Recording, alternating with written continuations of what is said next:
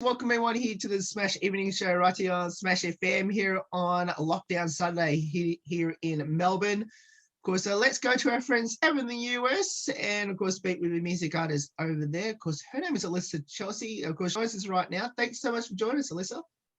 Thank you so much for having me. I'm really excited to be here.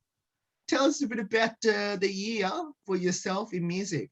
Well, this year I started off in January by releasing the music video to my second single that I've ever released for Back Home. And then in April, I released another single, Still Taken. These are both available on all major streaming platforms. And more recently, I've started working with a band. So we're actually getting ready to do our first show all together next weekend. We're pretty excited. You mentioned about the two singles that you released earlier this year. Tell us a bit about how, the two songs are, and especially what was the reactions that you got from that? So Back Home, I actually released in October of last year and had a lot of really positive feedback. People could really relate. It's a song about being super eager to move away from where you grew up and start something new, but then getting away and realizing that maybe there are some good things about where you were and learning to come to terms with where you're going, but loving where you came from and just embracing all of that. So a lot of people seem to really relate to that song. And then in April, when I released Still Taken, I also got a lot of positive feedback from that. It's a country ballad. It's a breakup song. It's about being stuck and unable to move on from that breakup. And people also seem to really relate to that. You're going to be performing your song Back Home a little bit later on. I think you might have just mentioned that just a moment ago when we were talking about the two songs that you've already released. How did that Back Home come about? When did you start, writing this song and sort of started to make it all happen? I started writing this song about 2 years ago. I had just been driving back from visiting my parents, and I'm currently based in Reno, and something that's really different about Reno from where I grew up, which is a pretty rural town in California, is that you can't really see the stars in Reno unless you're in very specific spots, just because it's so bright. It's a 24/7 city. There's always something going on. So I was driving and just thinking about this, and I had this one line, the country roads and country stars, and that's where it started. And I got home and I wrote the chorus in about 15 minutes, and then I kind of put it away for a minute, and then I went back to it and wrote the rest of it pretty quickly. And then in March of 2020, so as the world was shutting down, I was supposed to fly out to Nashville to record that song. And it ended up being postponed. The studio musicians did go in and lay the backing tracks. And then I ended up going out in July of 2020 to record the vocals, lay them all down. So it all happened there. And then I ended up releasing it in October. So it was slow, but also so fast. There's so much preparation that kind of happens behind the scenes before releasing it. And it's so vulnerable that it's just this strange, it's so fast, but it's so slow. I'm assuming you're still currently in Nevada. Am I correct? Yes, I am. Are you planning to hopefully go back to Tennessee and start to perform more music? Yes, I would love to. For now, I'm trying to play somewhat local, build up more of a following here, get in touch with the music community here and people who love country music here. But I do absolutely anticipate getting back to Nashville. I've actually been able to meet some people virtually through Nashville, or who are in Nashville right now. And it has me excited. I feel like I'm starting to develop a community there as well. So absolutely would love to find my way back to Nashville. For anyone who have no idea where Reno, Nevada is, of course, you might as well tell us whereabouts that is exactly. So Reno, well, Nevada borders California. They're connected. It's actually the vast majority of the right side of California is Nevada. Reno is only about an hour from the state line. So my parents live in rural California, but it only takes me about 2 hours to get from Reno to California. It's not too far. I guess for you, you mentioned that you're going to be performing with your band next week, as of next week, which is towards the end of September. You might also tell us, and especially for our listeners and fans that are over there in the US at the moment, you might also tell us whereabouts are you performing as of next week. So next week on Saturday, September 25th at 5 p.m., we'll be performing at Gordon's Rimrock Ranch in Old Station, California. They actually just survived the Dixie Fire, I guess you could say. The Dixie Fire is a really large fire that's in Northern California right now. And it actually went right around it. We've been planning the show for quite a while. And so it's been really touch and go whether it was going to be able to happen or not.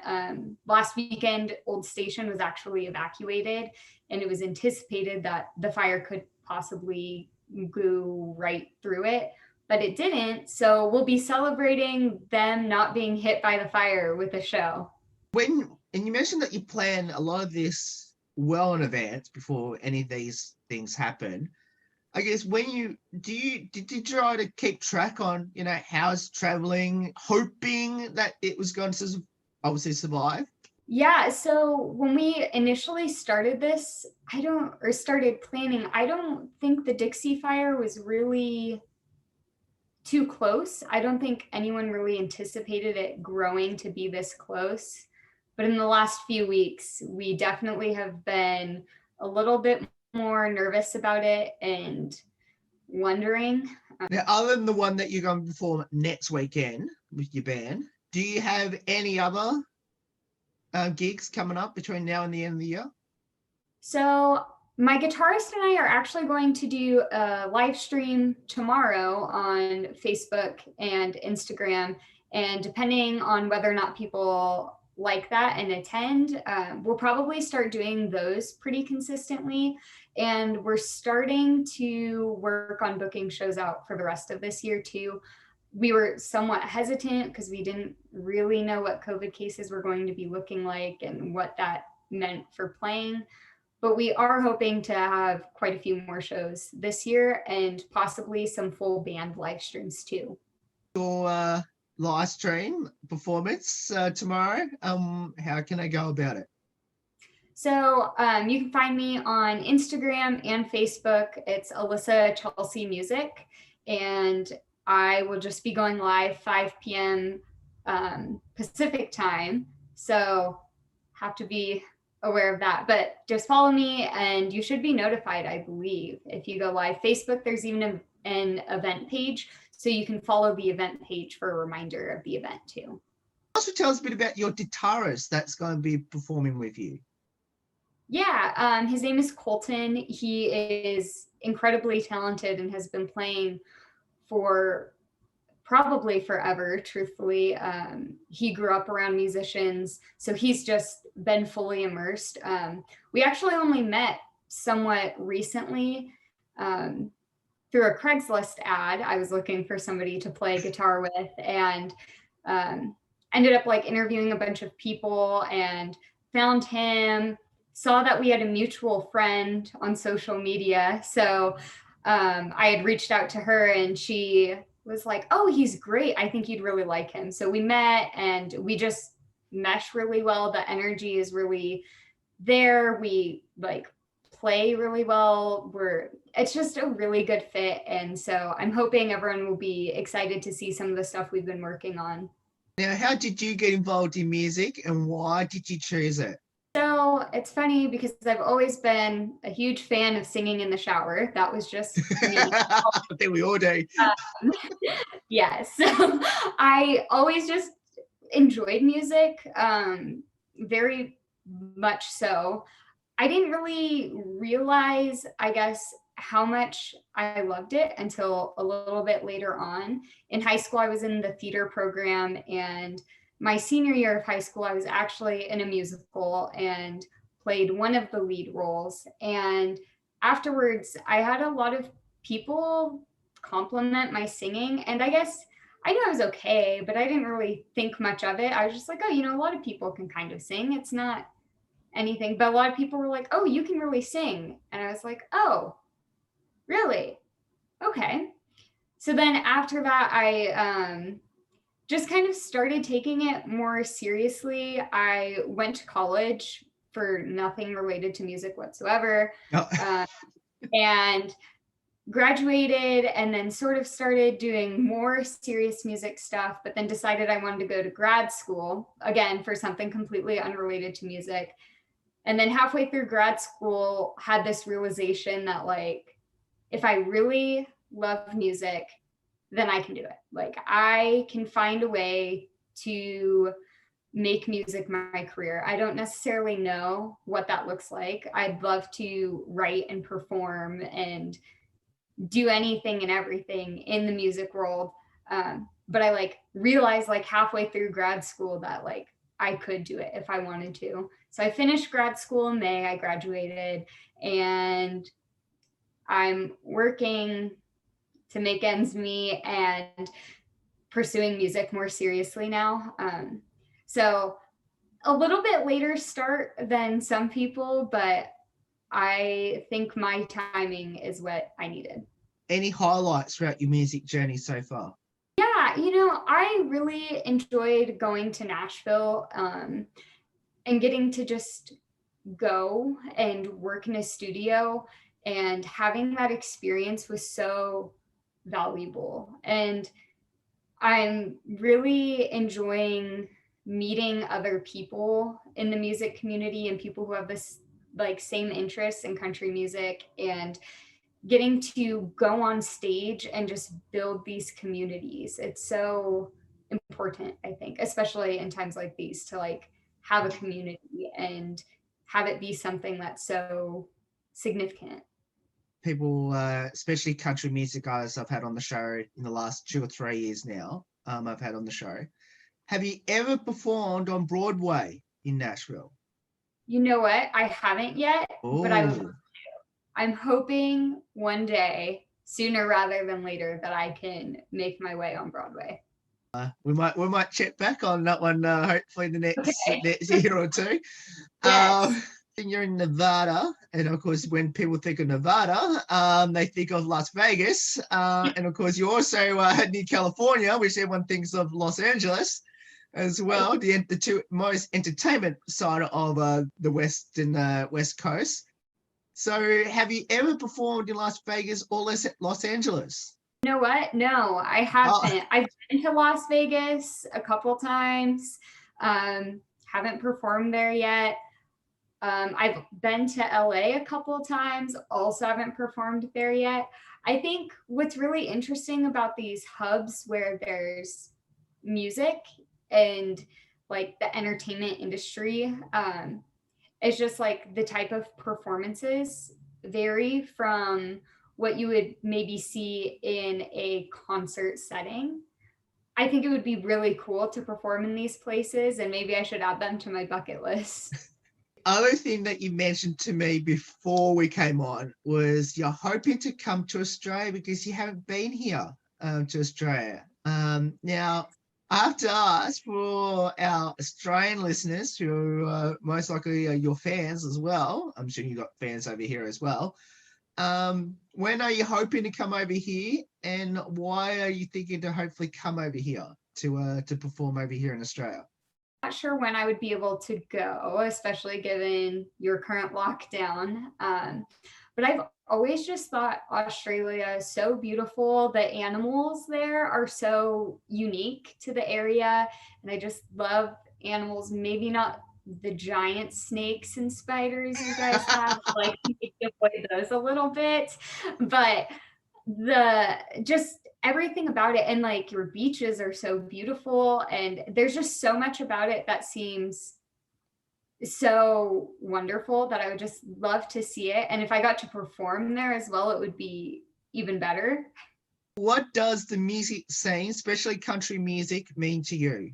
For me, I really think, again, I keep hitting on this, but I think community is so important. And I think that music in general is a really great way to communicate how we're feeling, what we think, in a way that you can't necessarily do by just speaking. And finding a genre that you think communicates those things most effectively is a really interesting way to think about like how you connect with that community. And I think on top of that, like you have this, just generally speaking, like you have a community, but there's also this community of healing. Music is such a healing thing. Personally, I love to write sad songs because it's just how I process and connect. I think having something that I can put out into the world and hopefully have people receive and say, like, I related to this, I needed this, because that's what music was for me. So I think community and healing are like the biggest things that I think of when I think of music, especially country music. Do you have any future ambitions in the music industry? Yeah, I do, just like in the moment and working. I've been writing a lot, hoping to put out more music sooner rather than later. Still working on the timeline for that. But I would love to eventually be in Nashville, residing permanently. And I would love to just do all of the things. I'd love to write a number one song. That would be the greatest, I think, for me. I think a lot of country singers, myself included, would love to perform at the Grand Ole Opry. Um, just all of the things. I am really ambitious and would love to just be able to live and like be fully immersed in anything and everything that I can get my hands on. Your advice to people that should get involved in the music industry? I think the biggest thing I would say is that you have to just do it. I think that a lot of people are hesitant because we're always told that music isn't a career. You're told these stories of the starving musicians who are on the corner begging for your loose change while they play. And like, that's just not necessarily the case. Technology has made it so different that like country radio isn't the only way to make it anymore. And if it's what you love to do, my mom has always said, if it's what you love, like you'll find a way. Like the money will eventually come. If that's like your biggest concern is like how much money you're going to make, like you're never going to be happy. You have to just embrace it and then practice. Practicing is really important. I think it's easy, especially with social media, to get caught up in how others perceive our music. But the biggest thing is making the music. And if you're not practicing, you're not developing the skills to make music that will actually connect with the world. I have a couple of light-hearted questions before we get you to perform your song that you're going to be performing for us. Firstly, do you have any embarrassing moments on stage, and what was it? Yes, actually. It's funny because learning the song and knowing the song is one thing. Hearing it on the radio, memorizing the lyrics seems so easy to do, but singing the song is a totally different knowing of the song. And so I have been on stage and have forgotten lyrics, but I do always recover. The biggest thing, it's really easy to do. You get so caught up in everything else, and it's embarrassing. It totally is. But nobody really is going to harshly judge you for forgetting lyrics to a cover song as long as you recover. So yes, embarrassing, but survivable. Do you have a pre-performance superstition or ritual?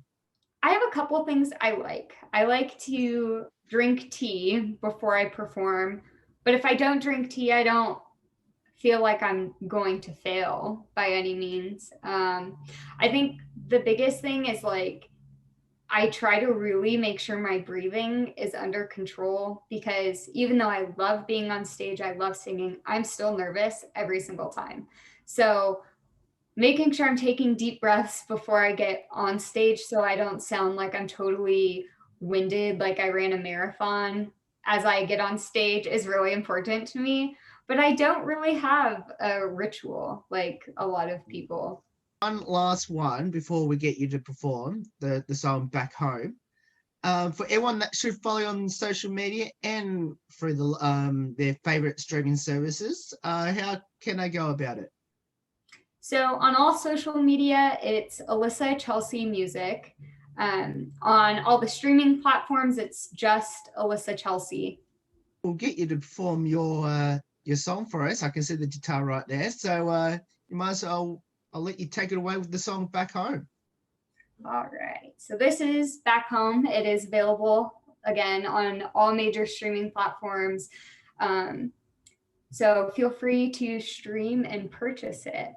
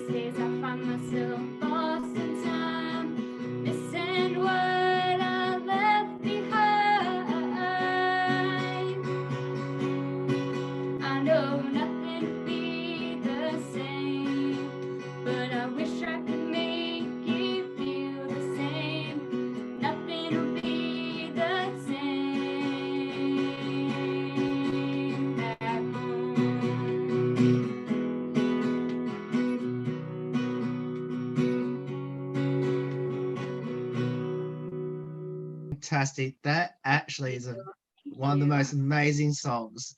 And like now hearing it again live after I've heard it, and it's actually on my phone at the moment on my favorite streaming service. That was amazing. So Thank you thank so much.